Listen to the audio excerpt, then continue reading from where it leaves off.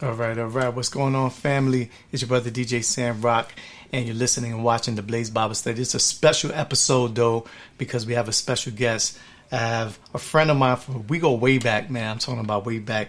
As a matter of fact, he even sent me a book, and in the front of the book, my wife didn't even believe me because she doesn't remember a lot of things. But he wrote to my friend Sam. We go way back since 12 Reasons. That's a CD that I did way in the 90s, in the late 90s, probably early 2000, but I'm pretty sure it was the late 90s when I first moved out here to Allentown from New York.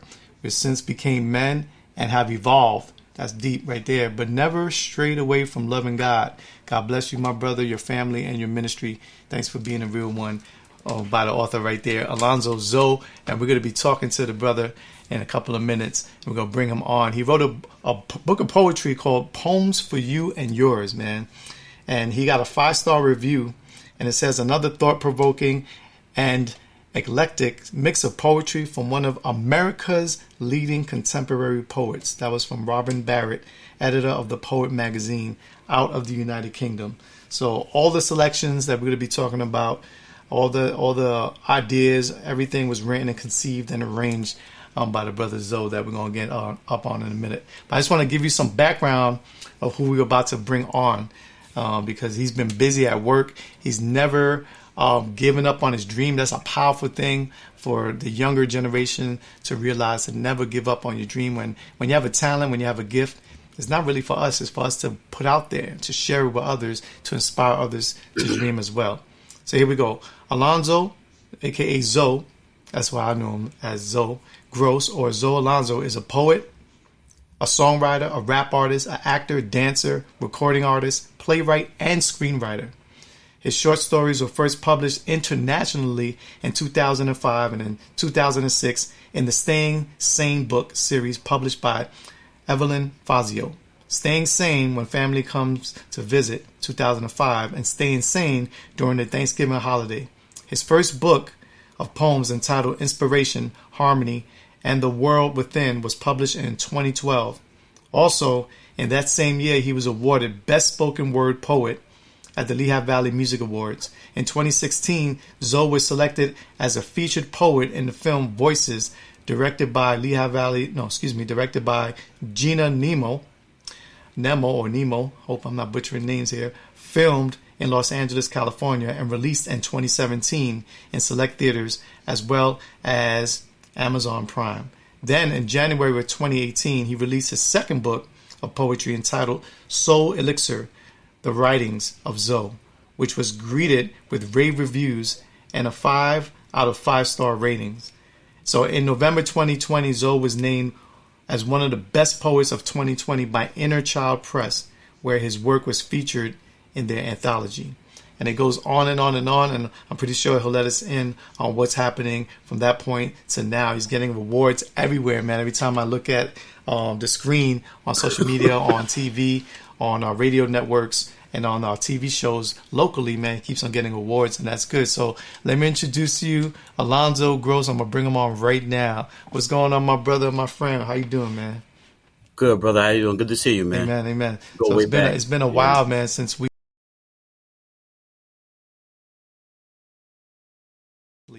physically seen each other. So it's good to see you, although it's via, online, but it's all good, man. So how you been so far, good. bro? I'm good, man. Just blessed. I'm staying busy, man. The book just it's in its season, man. It's doing it's God's moving it, man. I can't even explain it. It's so surreal. All the things that are happening behind the book, and it's just very grateful to be on this ride, man. But that's good, man. So what I'm hearing is that you said it's in its season. So how long for this project? How long did it actually take you to compile? There's a lot of poetry in this book, man. How long did it take you to compile this whole book and then take it to conception, creation, to publication? How long did that whole entire process take for this book? Took about 3 years because I started before COVID hit, and I was writing poems and just getting it, trying to get an idea what I wanted to write. And then when the COVID hit, we're all forced to stay inside. So I was like, okay, now I have time to really focus. And then I started getting claustrophobic, and I had to really, focus on not getting, crazy. It was really crazy out there. So I had to still focus on the book, and try to get like a central theme of the book, and I just let it guide me, wherever it takes me, wherever God leads it. I was letting it lead me there. So from that point, I just started making maybe a poem a day. And what I do, I write my poems the same way I create my albums. I'll make like 300 poems, and then see which ones fit in the particular book. The other ones go to different books, or they go into like an anthology. So I had to pick out all the ones that would fit in this family of this book, and that took about like 2 years to do that. Again, with the COVID thing, we've never experienced that before. I'd never experienced that, so it was like really, really shocking to go through that. So I was still trying to focus and get that. And at the same time, I became a new father at that time, like twice over. I became a father. And then we had, was just juggling all of that. So the whole process, about 3 years, and I'm very, me, I'm very perfectionist with my stuff. I like the stuff a certain way. Yeah. So I was like, I knew I was getting on my publisher's nerves, but I was trying to get it to be a certain way. And if you look at the book, I wanted it to look like an album. That's why it says written, arranged, and conceived. I got that from looking at Prince albums. Prince album would say written, arranged, and it's not to put it out there. It's just to say that it was me just trying to focus and do that all myself and present it to the people. Like you said before, it's not really for me. I look at the book as a collaboration between God and myself. God being the artist, me being the instrument. So I'm just grateful that I was able to focus and see it through to fruition how it is now. Wow. And it seems like I like the whole title, Poems for You and Yours. So in other words, This is a book, a compilation of all the concepts, ideas, there's pain in here, right? There's happiness, there's joy in here. There's confrontation in here. As I was going through it last night, I was like, there's a lot in here. A lot of life is in here. So I would say that as a writer, I write every night. I just wrote one book. It's a mini book. It's funny because when I put the book out, a lot of people were saying that's not a book. That's like a pamphlet or whatever. But then I was looking in the scriptures one day, and there's a book of James that's like 2 pages. There's a book of Jude that's like pretty much 2 pages as well. And those are considered books. I think a book is when you put your ideas together, you compile the ideas, and you publish it, and it reaches somebody else's, mindset. I believe that's a book, and we put it together. But I was going through it, man, and I was like, the titles are on point. A lot of it is like, it's so artistic, and I'm not used to reading poetry like that. I read the Bible, of course. I read some novels. I still read and write to this very day. I love reading and writing. And but what I was catching on it, I was catching a vibe of like so many different parts of your life. You know what I mean? Like some areas that I knew you when I first got to know you, and then it looks like you said in the first page when I read it, when you sent me the book, it says we evolved because there's a lot that happened from the time we met to today. But the book is being received well, man. You're getting accolades all over the place. I'm gonna be putting you send me pictures of some of the awards. I'm gonna be putting that on the details of the video underneath. And there's a lot here, man. Can you you have any idea of how you feel that it was so received like right away? How do you think that all happened? Like I said, they're not really receiving my work. They're receiving God's work. God guided that. So it's I always feel like when people get writer's block, the reason why they get writer's block is because they're trying to write it rather than let something write through it. It's not about thinking something up. It's about getting it down and letting God do the rest. So it's the way I see it. This is a celebration for God's work. I'm just an instrument, like I said, on this earth to get it out. But it's a confirmation that God is still with me. He still loves me enough to create things through me. So I see it as people still loving God. They love the book. They still believe in the higher power, so it doesn't surprise me. I'm not saying that to be big-headed, but it doesn't surprise me because God's a great artist. People forget God's creative. He created the universe. They forget that he's real dope at what he does. Oh yeah, so, definitely. So how does this work? So now that you're getting awards, and I see also you're still doing music. I'm pretty sure you're still dancing, right? Yeah, yeah. But some, Yeah. yeah. So you still do music, still dancing, and I believe the young lady you're with as well, is that your wife or your Yes, my significant wife. We've been other? married Yeah. for 9 years. It's part of She's it too. It's part of the deal oh too, right? yes, Using her gifts and absolutely. talents as well, right? Yep. So what I'm getting at is you never gave up on the dream. So I know a lot of people around my age, you're probably younger. I know you're younger than me, but around our Mhm. age, a lot of people start losing and they start feeling like, this is never going to happen. My book is not going to ever be released. My music's not going to be received anymore. But I love to see a person that continues. They don't stop. They don't give up. Yeah. It might be a little layoff. Kids happen, life happens, Oh yeah. but you don't give up on that dream. So when his book started getting the awards and all that, how does that work now? Does it put you on different platforms where normally a book that, like the book I wrote, it didn't get any awards or anything like that? It helped some people out, all glory to God, but it didn't get to a place where it started receiving awards. It opened up some friendships, some avenues for ministry, but it didn't get like to where your book is getting through the poetry. So how does that help out, like when you start getting the awards and everything? So that way, an inspiring like poet right now that's watching and listening could get some ideas of how that all will pan out. It helps out because it feels like if you just, like I said, if you just stay the course. I don't get me wrong. I took some time off before I got frustrated. I stopped for like a year or so. I said this ain't gonna happen, and that's when I met my wife. And I'm sure God sent her into my life for that, for one of those reasons. And she told me to keep going with it. You're not too old, just keep doing it. And it's. And then I was reading something in the. I love reading the 10 talents about when God got mad at the people for not using their talents. I'm like, I don't want God to get mad at me just because it's taken so long. And I feel like God, he wants soldiers. He doesn't want people that are going to quit because it didn't happen right away. So I feel like it's an obligation. It's my pleasure, but it's an obligation and it's a duty for us artists to keep going, whether we're famous or not, whether we get accolades or not. So I saw it that way I looked at it more as a calling rather than just like a hobby or something to blow up with. And when I looked at it at that perspective of saying, this is not for me, this is for the world.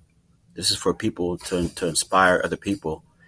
It was at that point that the book started picking up and people started responding to it in that way. I had to change my perspective about it though, Wow, because wow. yeah, because before I always had the attitude, I'm never going to blow up. And God's like, it's not about you blowing up. It's about you inspiring that other person. And then we all have a role to play as artists. Like somebody might inspire me, and then I'll write something that might inspire this person. I may not meet this person or ever meet them or ever see them, but because of something I may have wrote, they might pick up a pen or stop using drugs or anything like that. So we have an obligation.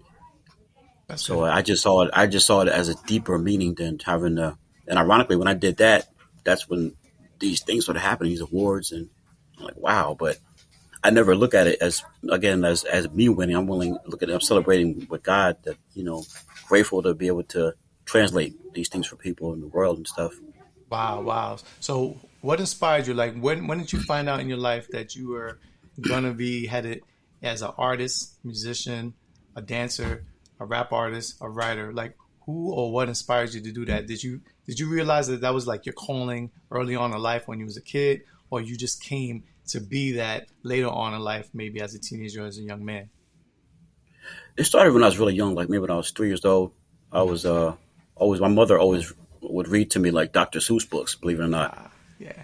And Dr. Seuss, if you listen to Dr. Seuss, there's the cadence, there's the flow. If you put Dr. Seuss behind any hip hop beat, it'll match up. And when I would hear that, and even now you might see like the Migos or somebody messing around with "Rocket in Your Pocket," and it works with their beats. So I heard that was way before rap even came out, and I would hear those things as a child and see those vivid pictures. That's why I include those pictures in my works. I would see those vivid pictures, those creative pictures that Dr. Seuss would have in his books, and that really inspired me as a kid. And I just stayed with that and the writing and everything. And then my brother taught me a lot. The dancing and rap came after that, so it was a natural progression. But I've always had a love also for literature, like Shakespeare and Robert Frost and James Baldwin. So I had this thing where I was able to read, like I love literature, but I love hip hop, and I wanted to put those things together. And that's what the book's about. The book it's a combination of English literature and rap, like their child together. Wow. But that all started when I was much younger, having a mother that nourished that, and a brother that was a DJ. So I would hear all these songs before they hit their radio, I hear these songs that would come out, and he would explain to me about the artist, and he explained to me about the difference between a rap artist and a rapper. He'd say, this guy Nas, he's a rap artist. This other guy so and so is a rapper. So you want to be a rap artist. So I always looked at myself, as aspiring to be an artist, because artists are the ones that inspire the world, that inspire people. And I just wanted to do that. But I do that at a very young age. Like I said, my perspective was different because I was looking at fame and wanted to be like on stage and have all the women and stuff. And that wasn't meant for me to do it like that way, And it wasn't until I changed my perspective again and saw that it was, it's deeper than that. It's much deeper than money, that Wow. things started like really, really happening. But that came, like I said, at a very young age. The seed was already planted. My mother is a writer too. My brother's a writer, and we all love to read as well. And I was always wanted to see my books like in stores and bookshelves. I've always been one of my dreams to do that. So I just always kept that in my mind to do that. And like I said, I love rap. As you know, I love rap music too, and I studied all the people that rap. And I noticed that the rappers I really gravitate towards were the ones that had like a poetic thing to them, like Nas. Right. He's very poetic. Yes. Kendrick Lamar, very poetic. DMX, rest in peace, very poetic. And I always think, what is it about these guys that really make me cry when I hear their stuff and really pulls at me? And it was that poetic background they had. Mm. So that inspired me to, when I went to school at the Temple to study English literature. Mhm. And I was blessed to have the Sonia Sanchez, the poet, as one of my teachers for a whole year. And we studied, traditional poetry, but we also studied Tupac and we studied Langston Hughes. And she loved rap music. So she told me, she said, if you can combine just English lit with your rap, you'll be something else. I'm like, what? So That's a good I never idea. thought about that. Yeah, so I did that. And long story short, in Barnes and Nobles, my book is right next to hers, Sonia Sanchez. And it's just ironic because she was my teacher at Temple. And to Wow. see that come to full circle, I'm like, wow, she was right. And I'm right next to her. So Wow. I was grateful to have a lot of teachers in my life at an early age to guide me through. And then, Yeah, here so we you were are from being there, set up. You were being groomed all along. He all was along. nurturing the dream that he placed in your heart. So Yeah. let's get to it, man. I know you probably heard this question a lot in a lot of interviews, but what is your favorite poem in here, man? What are your favorite selections here? I know there's a lot here, but I would imagine that you have some favorites, right? So I don't know Uh, if you want to read some of these selections inside the book. yeah, Um, yeah. yeah, so and then you could give us a background why those were the ones that were most heartfelt. I'll leave All that to right. you. Okay. One of my ones that I like, they're my favorites, is a piece I wrote called "Oh My God." Before I knew love, the realization. This is about me, like just going through like the COVID hit. I wasn't sure about what I wanted to do with my life, and I was just going through it. A lot of times when I write, it's like a train of thought. I'm just writing and just letting whatever come through. And sometimes strange things happen when you write like that. Like God might actually speak to you when you're writing. So this is one of the pieces I wrote when I was going through that. It's called "Oh My God." Before I knew love. Before I knew love, 'twas I in the lake of dire, till I found myself speechless to your sweet sacred fire. Before I knew love, 'twas I without sight, till I sighed neath the clouds in thy silence of the night. Before I knew love, I would detest the rain pouring, till I witnessed the drops in the plain, and found them to be arresting and alluring. Before I knew love, I felt alone all around, till I would hearest wondrous sounds from thy earth's uttermost bounds. Before I knew love, any love, I would be aching and fear it, till you sent angels for mine heart breaking, which would engulf mine raging spirit. Before I knew love, I would self-loathe over things that I did, till you gavest me rest, I suppose, for mine weak and withered eyelids. Before I knew love, 'twas I exiled in a foreign land. Now I smile and meditating upon precepts I have yet to comprehend. Before I knew love, I had not a clue what to do. till you whispered in my darkness and said the patient light was you. Before I knew love, 'twas I dying of a wretched thirst, till you found me naked and quenched me with the truth that 'twas you whom loved me first. That's deep right So that there. was Yeah, I think you know thank you. what? I think that's one of the ones I was glancing over last night as well. Yeah, That was one of the ones that captured me as well, because it's a yeah, before piece, right? Before yeah. the world's definition of love. I'll be honest, man. I was sucking on that lollipop before you know God Okay. transformed my way of thinking. So the form of love that the world offers, everybody's pretty much down with it because it has to do with a lot of about our senses, our five senses: hearing, touch, smell, sight, and all that good stuff. But Yeah, that right there, that piece, before I knew love. So in other words, yeah, you knew something, but it was like yeah. almost like a pseudo or almost like a false reality of the definition of love. And then as you Yeah. progress, because I like to, I'm a lyricist. Like I like to see lyrics, and I could rap that stuff, because I'm saying Mm, I know what the lyrics are saying, and it moves you from a position of one way of thinking to try to meditate on another way of thinking, another idea, yeah, another precept, another concept, and yeah. it's challenging as well because if there's a Absolutely. before, that means there's an after, right? Hmm. So Yes. somewhere in between there, I believe we all have to make some sort of decision on the definition of love. You have another one for us? Sure, I do. This one is called the Forever Moment of Now. Now, because the world is always going so fast and changing, and sometimes it's always good to just be in the moment. So this piece is called the Forever Moment of Now. Life may hurt you. Pretend friends may deceive you. Your children will grow up. Then eventually they will leave you. Lovers may fail you. Setbacks may derail you. Dreams are often put on hold with other plans that fell through. All of life is but a play. We perform the best way we know how. So rejoice with gratitude and acceptance in the forever moments of now. Mm, And I was that's just good. that one's just about thank you about just being in the moment. Like there's the when you're playing with your kids, and I used to go through that. I would get so stressed out with stuff and not take time to play with my kids. And those are the moments that you really have to cherish because kids they'll grow up and then you won't be able to get them on the phone after a while. They'll be so busy doing their thing. And Yeah. you'll miss those moments when they were trying to talk to you, daddy, daddy, and and trying to get your attention. So and also things that you love to do, do those things and be in the moment with those. So that piece is about me just falling in love with the moment, the forever moment of now, because those things. There's people in my life that are no longer that were in my life years ago that aren't here anymore. Yeah. Right. And the things that you think about are those moments, those forever moments when you laughed or when they tripped over something, when they fell and tried to play it off, anything that happened that was funny. Those are those forever moments. And Wow. we have to be in that forever moment of now. It's whatever you're doing. If you're loving it, that's going to be a forever moment. So Yeah. that's what that piece was about. Yeah. I learned in my toughest times in life when I was facing the toughest struggles in life.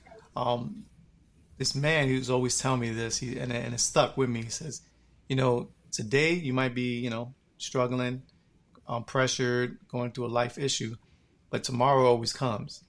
So he said the Mm-hmm. time that you have now is to learn from, because tomorrow is going to come. Because I was trying to make everybody else feel my pain. I was hoping that if I was hurting, I was hoping that you were hurt too. But Mm-hmm. tomorrow comes. So we can't Yeah, stay in that present time and that present struggle when tomorrow comes. And then the next day comes. And you start noticing that when that struggle came, it was, let's say, it was January of this year. Now we're in August, going into August, all right, of the next year, of the same year. You look back and say, man, that was 9, 10 months ago, 8 months ago, 9 months ago.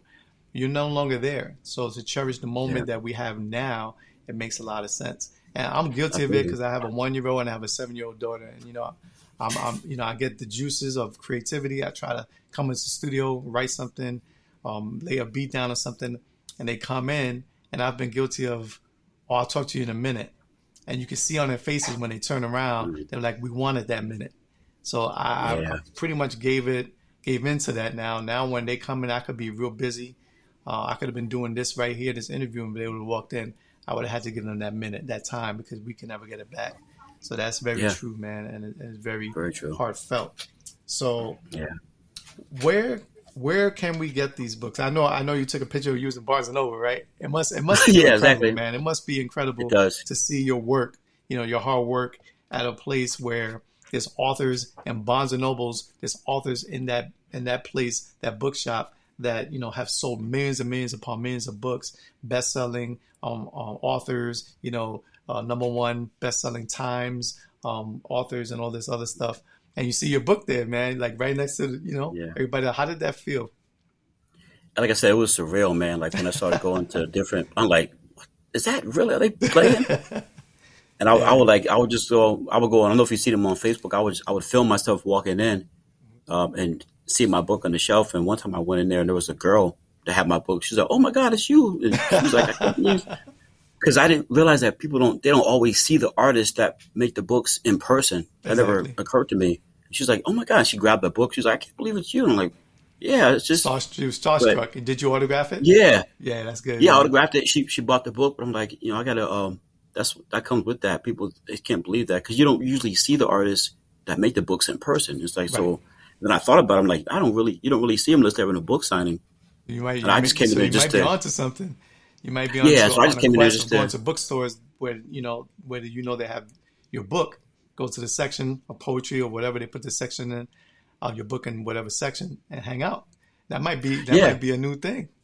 You might be onto something right there. Yeah. I started doing that. So they can find that Barnes and Noble online. Online. Where else can they find it? They have it on Walmart online as well. Nice. And whatever country they're in. Like I just saw that my book is I'm blessed that it's in Germany. If you go online and put Poems for You and Yours, it's in Germany, London, the UK. It's basically all over the world. Whatever country you're in, just put the title in, and it'll come up whether it's online or it's in one of their bookstores. Like I have my book in one of the bookstores in London, and like I've been in London like a while ago, and I always thought it was a great place, for writers to have my book in stores there. I'm like, wow, that's crazy. So it all depends what country they're in. If they just go online, they can probably definitely find it in their country or city where they're at. Wow. But it's on Amazon, it's on Barnes and Noble's, it's on, like I said, Walmart's website. I'm blessed. It's everywhere, man. Amen. This is great, man. I'm so happy to see my brother happy. You know what I'm saying? Because I know that it takes a lot of hard work, effort. When a dream comes and it seems like it's further away than what we anticipated. I'm telling you, a lot of people I know unfortunately gave up. And I'm like, how about if you was just like a step away from reaching your goal, man? And you would have gave up, and then you pass on, and then you meet the Lord, you meet your Maker, and he was like, man, what happened? Why'd you give up? Oh man, I thought it was too far. And then he unveils what would have happened. You was a step away. I watched the game on TV, Deal or No Deal. They have the cases. They had to pick the number in the cases, and there was an episode there that I think it was a man. He had the $1 million in the case because you pick a case where you think the $1 million would be, and they put it right next to you. And he was going on, and the pressure hit him, and he settled for, I think it was like $200,000. And then they have to see what would have happened. What would have panned out if he would have kept on going? He kept on hitting these numbers. He was like, got to the last one. It was like, let's see if you made a good deal or not. And when they opened up that case, man, the $1 million was right next to him. So I don't know how he must have felt. I mean, he got some money, but knowing that he was so close to the jackpot, so close to the $1 million, because $1 million could really change your life.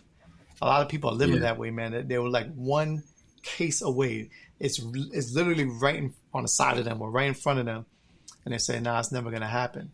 So when I see a brother like zO-AlonzO continue his dream, and with family, right?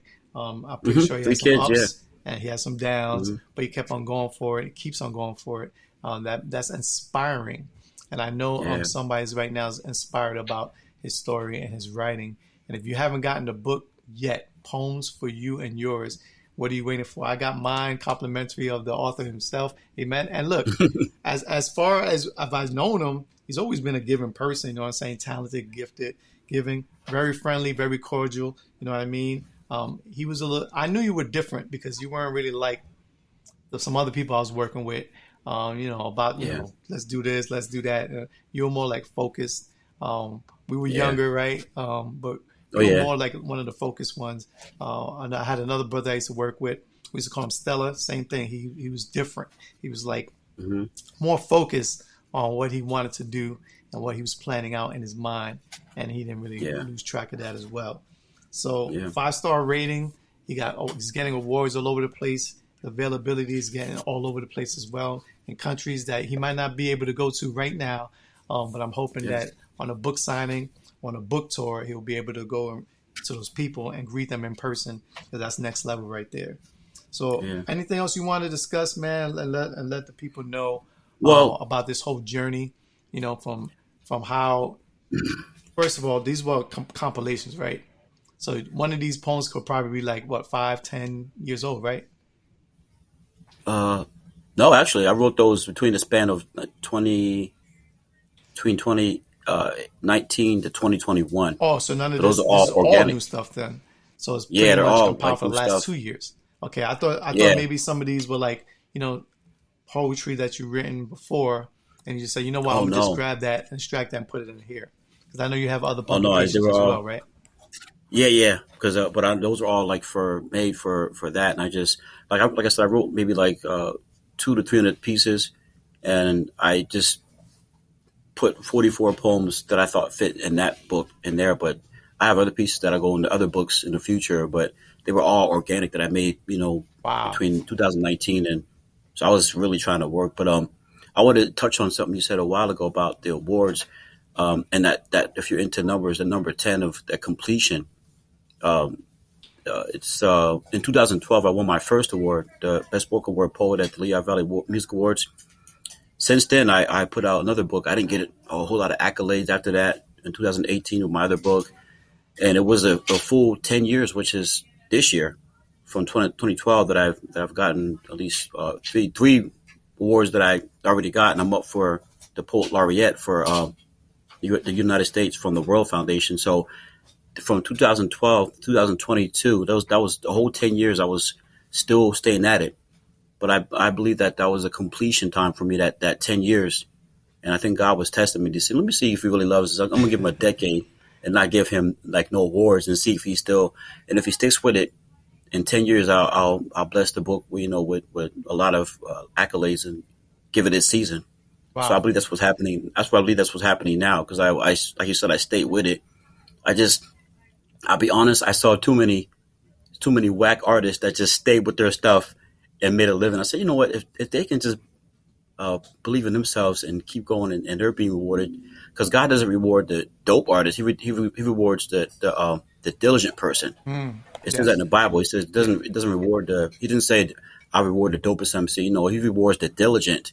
And some of the artists that you may look down on, they're more diligent than me, and that's the Yeah. honest truth. They were just putting out more stuff and more diligent, and they got their season.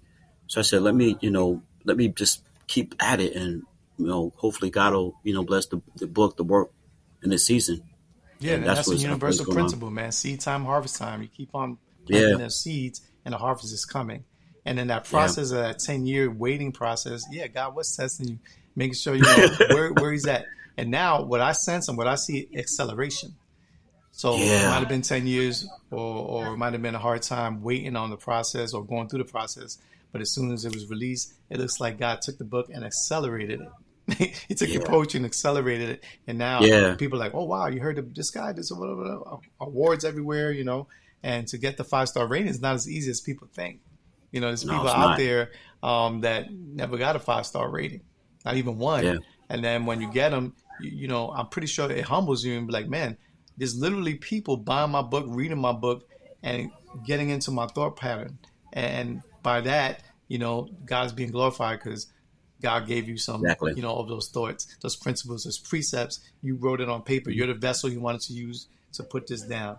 That's why I always know people, we are uniquely made for a purpose and plan that God has. Mm, I might not be able to reach the people that Zoe is reaching. Zoe might not be able to reach the people that I'm reaching, but together, collectively, we can reach the world, man, for the yeah, cause of something greater.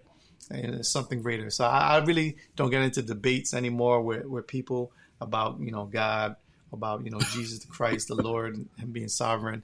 I just listen Yeah. now. I listen more than when I speak because everybody has a story. But if you look at the story of pretty much every single person that I've met, the story is kind of the same. They're in a struggle somehow, some way. They came to a place where they kind of get out of the struggle. They kind of got out of it, but now they're on a pursuit. And it's either two things. They're either pursuing truth or they're pursuing happiness. Either they're in a pursuit for truth or pursuit for happiness. Everybody wants that. But truth, amen, then now you're going to see some things when you're talking about truth, when you're writing about truth, when we're speaking truth. Happiness is circumstantial. Happiness is when, okay, I sold 1,000,000 of these books. I'm happy, right?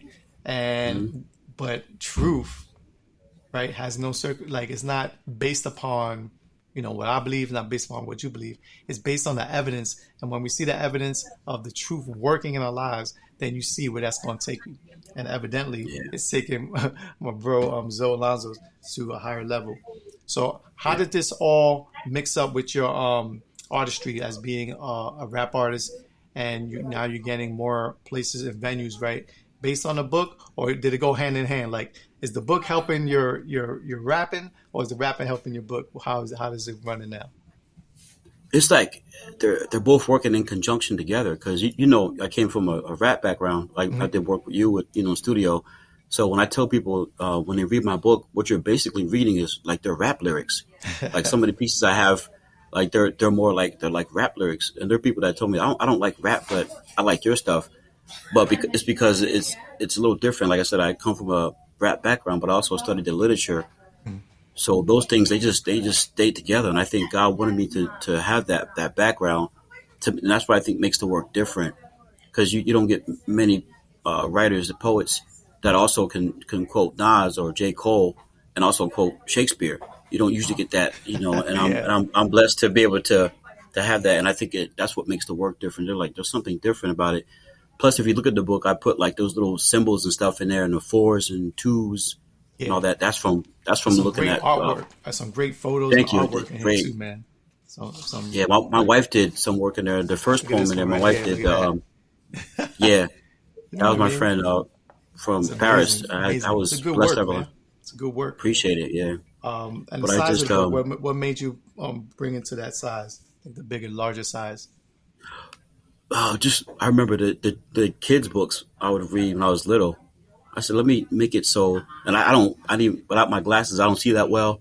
So I'm sensitive to people that want to be able to read it and be able to have easy reading without having their glasses on. Large print. That was very important to me. Large print. And I also wanted to look like an album. If you look at the book, it looks like an album. If you look at the back cover, my wife and my son, he did the abstract. He was 2 years old when he did that. We were so blown away. Our son's a full-fledged artist, and I loved it so much we put it on the back cover. He did it years ago before I even put the book out. But I said when I put my book out, and so he does all my back covers now. He's little, but he does, even for my future books, he's doing so. I'm encouraging that. And it's like I said, my wife's also an artist.